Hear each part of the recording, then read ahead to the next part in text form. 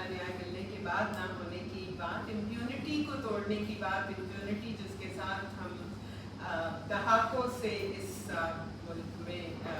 जद्दोजहद कर रहे हैं, पहले उसको समझने की। और उमा हमारे बीच में बैठी हैं, हमेशा कहती हैं कि समझ तो बहुत लिया, तोड़ना कैसे है इससे,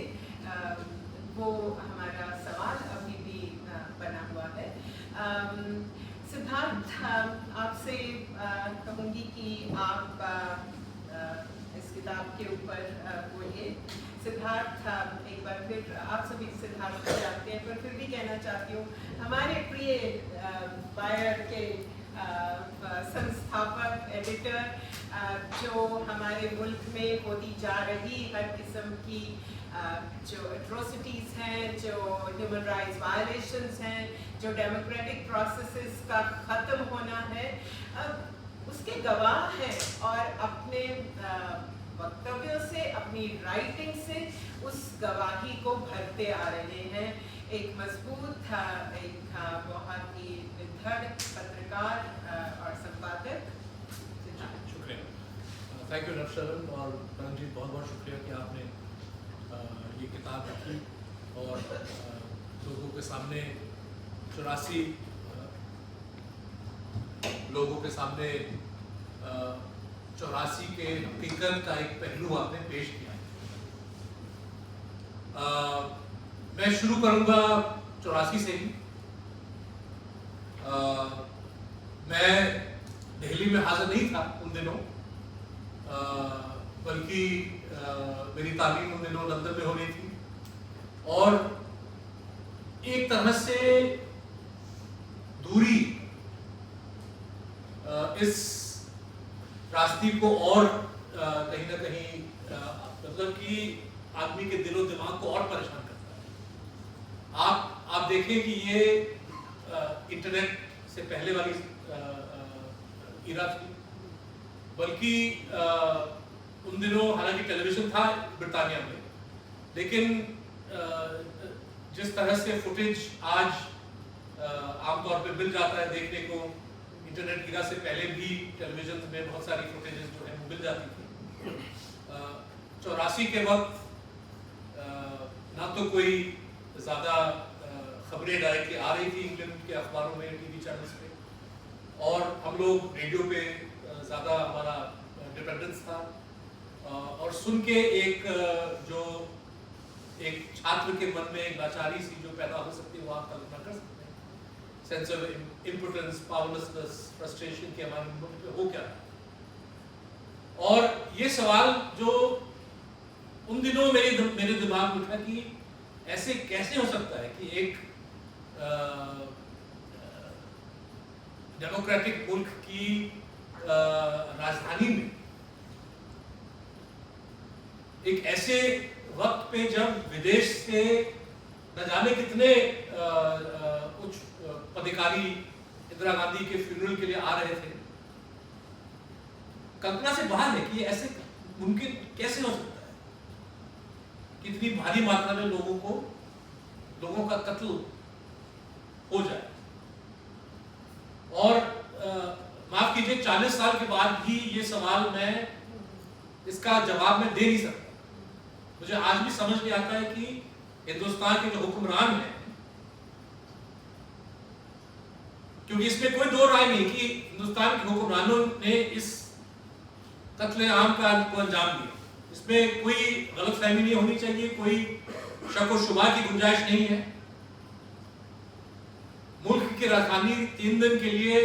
सिर्फ और सिर्फ इन्हीं हालातों में जल सकती है और वहां पे खून की नदियां बह सकती हैं अगर देश के हुक्मरान इस चीज को चाहते हैं। हिंदुस्तान के पुलिस के बारे में आप जो कुछ कह लीजिए, लेकिन इससे ज्यादा फर्माबरदार फोर्स आपको नहीं मिलेगी जो हुक्म का पालन करना अच्छी तरह जानते हैं, जनता के बचाव को अपना फर्ज नहीं समझते। फर्ज उनका यह है कि भाई ऊपर से जो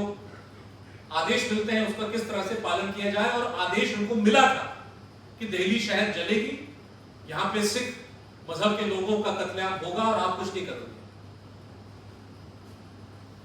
सच्चाई जो है जल्द, बहुत ही जल्द, हालांकि उन दिनों के अखबारों में जब आप आर्काइव देखें तो चंद ही ऐसे रिपोर्ट्स आपको मिलेंगी स्टेट्समैन में, इंडियन एक्सप्रेस में, जहाँ पे कुछ कुछ झलक आपको मिल सकता है कि दरअसल शहर में हो क्या रहा है। लेकिन 3 जो खास रिपोर्ट्स एक दो महीने में निकले, PUDR PUCL की वार्ड निगलची, फिर अमिया राव वाली जो रिपोर्ट थी, और फिर शायद एक और जिसका मैं भूल रहा हूँ, 3 बिल्कुल 3 ऐसे रिपोर्ट्स थे। और उसके बाद कुछ और इंफॉर्मेशन आने लगी, कुछ किताबें में इस चीज़ की डॉक्यूमेंटेशन हुई, उमा जी की किताब में डॉक्यूमेंटेशन हुई। लेकिन आज भी अगर आप देखिए 40 साल गुजर चुके हैं, इतना बड़ा कांड हुआ देश की राजधानी में, कहाँ है वो किताबें, कहाँ है वो फिल्में। मैं इत्तेफाक नहीं रखता हूँ पूरी तरह से कि ये फिल्में आ चुकी हैं, किताबें आ चुकी हैं, मतलब कुछ आए हैं, लेकिन आप एक हाथ की उंगलियों में उन फिल्मों के नाम आप गिन सकते हो। माचिस में थोड़ा सा उसका जिक्र है, अमू शायद एक वाहिद फिल्म बनी है जिसका पूरी तरह से फोकस 1984 के कत्लेआम पे है। लेकिन आप अब 40 साल कोई कम वक्त नहीं है, बल्कि मैं हैरान हो गया जब नवशरण ने याद दिलाया कि 40 साल गुजर चुके हैं। 40 साल मतलब कि वर्ल्ड वॉर 2 खत्म होती है 1945 में। आप देख लीजिएगा कि 1985 तक नाज़ी के जो क्राइम्स अगेंस्ट ह्यूमैनिटी हैं, कत्लेआम जो उनके हुए, जेनोसाइड जो उन्हें अंजाम दिया, उस पर न जाने कितनी फिल्में बन चुकी हैं, कितनी कविताएं लिखी गई हैं, कितनी किताब लिखे गए हैं। और उसकी तुलना में आप 84 को देख लीजिए तो आपको पता चल जाएगा कि हिंदुस्तान में हमने इस चीज को न समझा है, न समझने की कोशिश की। कहीं ना कहीं ये इसको भुलाने की कोशिश की जा रही है। अगर याद किया जाता है तो एक बहुत ही सियासी एजेंडा के साथ याद किया जाता है। मुझे हंसी आई कुछ साल पहले जब 2014 के चुनाव से पहले और उसके तुरंत बाद भारतीय जनता पार्टी के जो आला नेता हैं, राजनाथ सिंह जी हैं, सुषमा जी हैं, वो गुरुद्वारे शायद शीशगंज या रकाबगंज गुरुद्वारे गए। वहां पे उन्होंने कहा कि जी 84 में नरसंहार हुआ, बल्कि बकायदा एक प्लाक का उद्घाटन किया गया जहां पे जेनोसाइड लफ्ज इस्तेमाल किया गया। बाद में जब सुषमा जी हिंदुस्तान की विदेश मंत्री बनी और विदेश मंत्रालय से सवाल पूछा गया कि कैनेडा में वहां पे रेजोल्यूशन पास किया जा रहा है 84 जेनोसाइड के बारे में, इसके बारे में आप क्या कहना चाहते हैं, तो औपचारिक रूप से वही मंत्रालय जिसकी मंत्री सुषमा स्वराज ने 1-2 साल पहले उद्घाटन किया एक प्लाक का जहां पे जेनोसाइड लफ्ज का इस्तेमाल किया, वही मंत्रालय ऑन द रिकॉर्ड कहता है कि भाई ऐसा जेनोसाइड तो हिंदुस्तान में हुआ ही नहीं। तो एक चीज का सियासी उपयोग, इससे मुझे लगता है कि इससे और जो है मुश्किल हो गया है जस्टिस के बारे में बात करने का। हिंदुस्तान में वाटर बाउंड्री जो चलता है 2002 में जब बातें उठी और कवरेज हुआ, और एक तरह से एक मैं समझता हूं कि मैं वृंदा जी की बात को मानता हूं कि 84 और 2002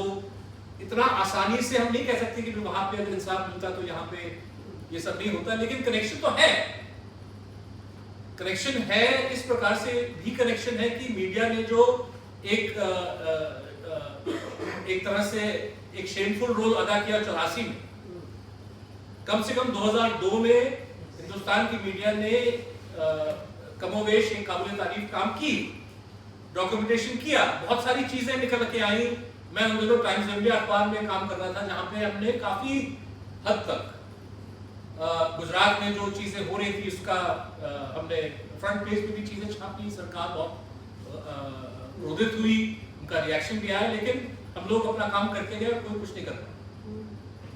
और बहुत सारी चीजें जो खुल के फिर NHRC की रिपोर्ट्स में, सुप्रीम कोर्ट के इन्वेस्टिगेशन में खुल के आई, वो उनका जिक्र सबसे पहले आपको अखबारों में मिलता है, टीवी चैनल में मिलता है, जबकि 84 में अखबार में कुछ नहीं था। अगर आपको इतिहास का पहला पन्ना अगर आप पढ़ना चाहते हैं तो आपको PUDR PUCL की रिपोर्ट पे जाना पड़ेगा, वो आर्टिकल आपको पढ़ने पड़ेगा, वहां के बयानों को आपको देखना पड़ेगा। तो ये एक फर्क है। लेकिन 2002 में जब हम कवरेज जब कवरेज शुरू हुई और पब्लिक में एक तरह से आक्रोश बीजेपी को नजर आया, तो बहुत चालाकी और आसानी से वो कहने लगे भाई व्हाट अबाउट 84,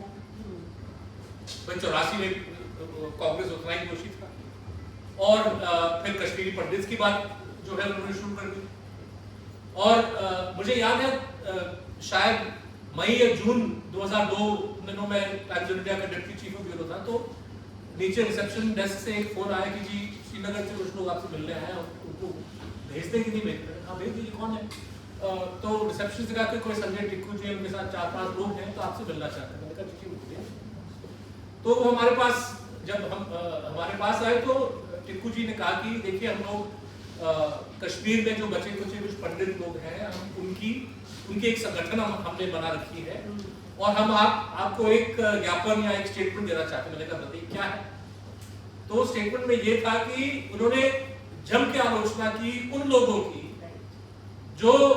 कश्मीरी पंडित के नाम पे 2002 को जस्टिफाई कर रहे हैं। तो मुझे लगा कि ये जो एक कोशिश की जाती है कि एक विक्टिम को दूसरे विक्टिम के साथ लड़वा लिया जाए, 84 को 2002 के साथ तुलना कीजिए तो फिर एक को कम और एक को ज्यादा दिखाने की कोशिश जो लोग करते हैं कश्मीरी पंडितों के बारे में, ये मुझे लगा कि भाई ये एक विक्टिम जो है वो विक्टिम डिफरेंशिएट नहीं करता है। विक्टिम के दिल में उतना ही दर्द है for his or her situation as it is for those who have एक genuine victim जो जितना 84 में या 2002 में या मुख्तलिफ अलग अलग जो हिंदुस्तान में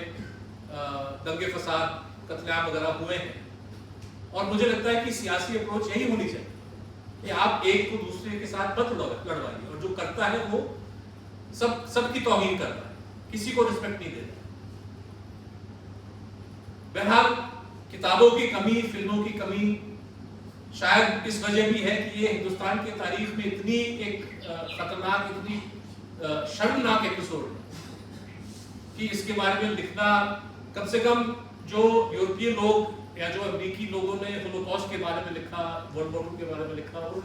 उनकी एक डिस्टेंस थी ये भी कि भाई जिन्होंने यहूदियों का कंसंट्रेशन कैंप में एक्सटर्मिनेट किया वो हम लोग तो नहीं थे, हमारे परदादे नहीं थे, हमारे परदादा उनको बचाया। एक तरह से एक डायरेक्ट उनका कनेक्शन नहीं था। और ये भी हकीकत है कि जितना लिटरेचर फ्रेंच या इंग्लिश या रशियन में होलोकॉस्ट के बारे में आपको मिलेगा शायद जर्मन जुबान में नहीं मिलेगा। तो शायद यही वजह कि हिंदुस्तान कहीं ना कहीं अपनी गिल्ट को कबूल नहीं करना चाहता, फेसअप नहीं करना चाहता, इसलिए जो है फिल्में नहीं बनती, किताबें नहीं लिखी जाती। और किताबों का लिखने का मतलब ये नहीं कि आप किसी जनरल पब्लिक पे आप इल्जाम लगा रहे हैं। जो परमजीत जी की जो किताब है, मुझे लगता है कि ये एक तरह से एक मिसाल है किस तरह से जब आप एक वुंड को with sympathy, with empathy, with understanding आप उसको एग्जामिन करने की कोशिश करते हैं तो हीलिंग प्रोसेस आपका शुरू हो जाता है। क्योंकि और मैं इनसे सहमत हूँ कि हालांकि बिरला जी की भी बात सही है कि गले से वो बात उतरना भी मुश्किल है जब आपके चारों ओर सांप्रदायिकता नजर आता है। लेकिन इसके बारे में मैं 2 लफ्ज कहूंगा, लेकिन फिर भी जो परमजीत जी की किताब में है वो मुझे लगता है कि आखिरकार जो शहर को जब राख तक रिड्यूस किया जाता है, इसके जो कल्प्रिट्स हैं, हालांकि हो सकता है कि हीट ऑफ द मोमेंट में आम लोगों को ये लोग शामिल कर देते हैं, हो सकता है कि चलिए वो लोग शरीक नहीं हुए डायरेक्टली, लेकिन बाद में जो है जो तर्क शुरू हो जाता है कि भाई सिखों ने ये किया, सिखों ने वो किया, मुसलमानों ने ये किया, पत्थर किसने फेंकी पहले, इन झूठी बातों में। अब आजकल के इंटरनेट के जमाने में जब झूठ का भंडार खोल रखा है और बहुत तेजी से गलत किस्म की वीडियोस, गलत किस्म की खबरें फैल जाती हैं। बांग्लादेश में न जाने 20 साल पहले कौन सी वीडियो को कह के उसको दिखाया जा रहा है कि हिंदुओं के साथ ऐसे हो रहा है। लोगों को क्या पता कि ये सच्चाई है कि झूठ, बहुत मुश्किल होता है परखना, और मीडिया भी जो है वो आपकी मदद नहीं करता। तो ऐसी परिस्थिति में अगर लोग इस चीज के मतलब they fall victim to this kind of propaganda, तो मुझे लगता है कि कसूरवार फिर भी मैं हुक्मरानों को ही ठहराऊंगा, क्योंकि उनके इशारे पे, उनके कहने पे ये तमाम चीज़ों, ये नैरेटिव का भी खिलवाड़ हो, मतलब का प्रचार हो रहा, तो लोग उसमें आ जाते हैं। और जब दिन रात जो है आपकी लीडर नफरत फैलाते हैं और फिर एक आम व्यक्ति को लगता है कि भाई नफरत ही सही है, अगर देश के प्रधानमंत्री कपड़ों के बारे में बात कर रहे हैं, मंगलसूत्र के बारे में बात कर रहे हैं, मीट और मटन के बारे में बात कर रहे हैं, तरह तरह के तर्क दे रहे हैं जिससे सांप्रदायिकता को जस्टिफाई किया जा रहा है, तो एक जो 14-15 साल का जो नौजवान है, जो 18 साल की लड़की है, जो 25 साल का IT में जो काम करने वाला है, या 30 साल का जो मजदूर है, उसको कहीं ना कहीं इस बात को समझना भी मुश्किल हो जाता है, स्पेशली जब आपकी जो ऑपोजिशन फोर्सेस हैं वो स्पष्टता से और क्लैरिटी से इस चीज को नहीं निकाल पाते, जब आपकी मीडिया इसके बारे में कुछ नहीं कहने के लिए तैयार। और ये हकीकत है कि 1984 में जो मीडिया, और ये भी अच्छी तरह से डॉक्यूमेंट हो चुका है कि टाइम्स ऑफ इंडिया जैसा बड़ा अखबार किस तरह से कत्लेआम को जस्टिफाई कर रहा था, यहाँ तक कि गिरलाल जैन और कुछ और लोगों के कॉलम्स में उस चीज के खुल के जस्टिफिकेशन आपको मिल सकता है। तो जब आपके बड़े अखबार न सिर्फ नफरत का प्रचार कर रहे हैं, लेकिन कत्लेआम को भी जस्टिफाई कर रहे हैं, और तो ऐसे सिचुएशन में अगर जनता इस चीज का शिकार हो जाती है, तो मुझे लगता है कि हाँ, जनता को सतर्क रहना चाहिए, लेकिन जनता को सतर्क रखने वाले, उनको सचेत करने वाले सियासी पार्टी, सियासी दल कहाँ, और उनकी क्या उनको हम गिल्टी ना माने। तो मुझे लगता है कि ये जो किताब है, ऐसे सैकड़ों और किताब और फिल्में बननी चाहिए। एक और जो मैं दाव देता हूँ परमजीत जी को, वो ये कि हमारे जहन में 84 और 84 के कत्लेआम को का जोग्राफिया कहीं ना कहीं दिल्ली शहर तक सीमित रखा गया है, क्योंकि हम दिल्ली बात हम भूल जाते हैं कि कानपुर, बोकारो, यहाँ तक कि डाल्टनगंज, इंदौर, मुख्तलिफ उत्तरी भारत के शहरों में भारी तादाद में ऐसे हमले हुए, कत्लेआम हुआ। चंद शहर ऐसे हैं जहाँ पे वहाँ की पुलिस फोर्स ने, जैसे कलकत्ता का मिसाल दिया जाता है जहाँ पे ज्योति बसु ने इस चीज़ की इजाज़त नहीं दी, तो वहाँ पे ये हमले नहीं हुए, हालांकि वहाँ पे भी कोशिश की गई। और ये एक तरह से आपको बताता है कि जहाँ पुलिस उस चीज़ को रोकना चाहती थी, उनको स्पष्ट रूप से फरमान मिले, ऑर्डर मिले, तो वहाँ पे ये चीज़ रोकी गई। और गुजरात में भी ये एक कोइंसिडेंस नहीं है कि जिन बड़े बड़े अफसरों ने कत्लेआम को अंजाम होने दिया, मदद की, उनके करियर ग्राफ में जो है वो आप आप प्रोग्रेस देखते जाएंगे, और जिन्होंने इसकी मुखालफत की, जिन्होंने कहा कि हम अपने एरिया में इस चीज़ को नहीं होने देंगे, सबके करियर जो है न सिर्फ ख़त्म हुए,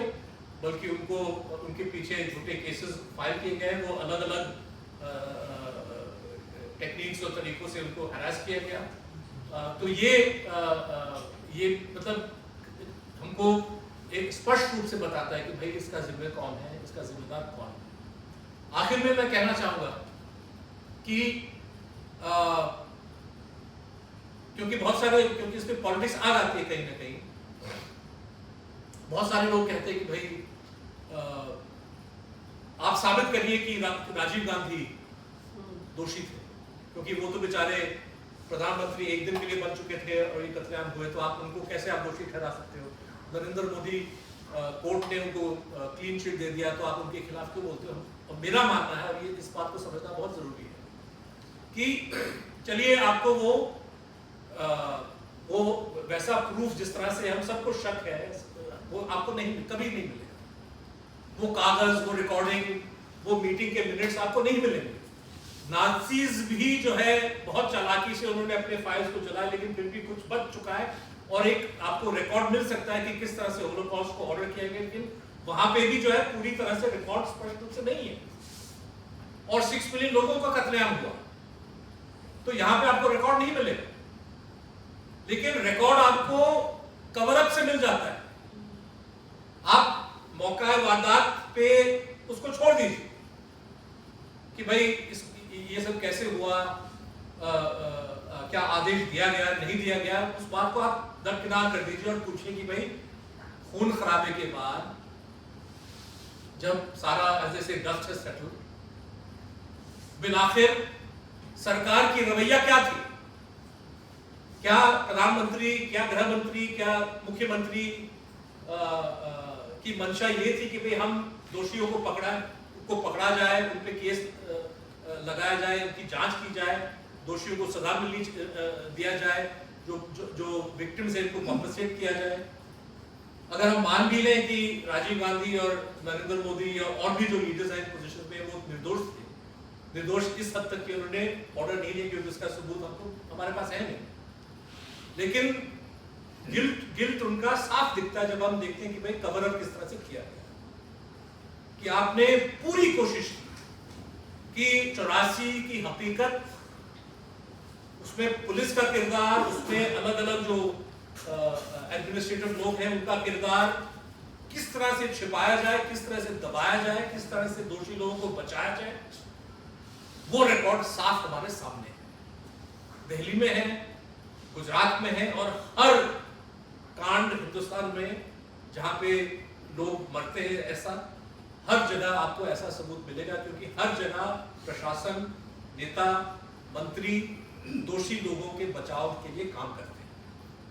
और मुझे लगता है कि इसको एक्सपोज करने के लिए मीडिया को अपना रोल प्ले करना ही चाहिए, लेकिन आफ्टर द इवेंट मुझे लगता है कि परमजीत जैसी किताब, सोनाली बोस जैसी फिल्म जो अमू बनी थी, और ऐसे जो एक तरह से काल्पनिक या लिटरेरी जो डॉक्यूमेंटेशन है, ये भी एक बहुत अहम रोल प्ले करता है, क्योंकि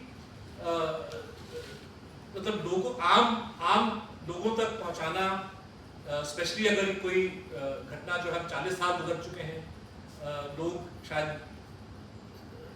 वो डेटा उनको बहुत ड्राई नजर आता है। जब आप एक कहानी के माध्यम से एक फ्रेश तरीके से आप वो सच्चाई को दिखाने की कोशिश करते हैं, तो मुझे लगता है कि वो इफेक्टिव रहता है, इस इशू को जिंदा रखता है। और इस इशू को जिंदा रखना बहुत ज़रूरी है, क्योंकि जब तक हम इसको पूरी तरह से समझ नहीं पाए, जब तक हम इस पर पूरी कोशिश न करें कि इंसाफ, और इंसाफ के दो पहलू, एक तो justice, rehabilitation, compensation for the victims, a guarantee for everybody कि ऐसा दोबारा नहीं होना चाहिए, और जिन्होंने इसको अंजाम दिया, जिन्होंने आदेश दिए, जिसने कवर अप किया, किस तरह से आप उनको सज़ा पहुंचा सकते हैं। और सज़ा बहुत ज़रूरी है। और यहाँ मैं 2002 का जिक्र करूँगा, 2002 के बाद जो चीज़ें हुई और आने वाले दिनों में जो चीज़ें हो सकती, जब तक आप इस फर्माबरदार पुलिस के दिल में खौफ पैदा नहीं करते कि एक ना एक दिन आपको जवाब देना ही पड़ेगा, और वो खौफ पैदा करने की बहुत सारे अलग अलग तरीके हैं, लेकिन एक तरीका ये भी है कि भाई जिसने उस इल्लीगल ऑर्डर का पालन किया, लोगों को नहीं बचाया, लोगों के घरों को जलने दिया, कत्लेआम होने दिया, औरतों का बलात्कार जो है होने दिया, जब तक ऐसे लोगों को सजा नहीं मिलती, मुझे लगता है कि आने वाले दिनों में इन चीज़ों को रोकना बहुत ही मुश्किल होगा। फिर भी कोई गारंटी नहीं है, लेकिन कम से कम जस्टिस का सवाल कभी भी हमको भूलना नहीं चाहिए। और 84 एक जीता जागता मिसाल है जहाँ पे जस्टिस नहीं किया गया। और दोबारा मैं परमजीत जी को बधाई देता हूँ कि उन्होंने एक बहुत, और ये मुझे लगता है कि काफ़ी मुश्किल किताब रही होगी लिखने के लिए, क्योंकि आप एक पर्सनल, ये हालांकि एक फिक्शन के माध्यम से इसको नरेट किया गया है, लेकिन जो आपकी कथा है वो पूरी तरह से आपको नज़र आती है कि भाई ये एक पर्सनल एक्सपीरियंस से लिखा गया है, पर्सनल पीड़ा, दर्द का इजहार किया जा रहा है। और मुझे लगता है कि ये और भी इस किताब को लिखना इसने मुश्किल किया होगा, लेकिन इसके बावजूद आपने ये किताब लिखी, आपने इसको हमारे सामने पेश किया, और हम चाहते हैं कि और भी लोग इस किताब को पढ़ें और इस किताब के पीछे जो दर्द है और जो एक एक्सपेक्टेशन है, जो एक अप्रोच है, इस चीज़ को समझें। Thank you very much.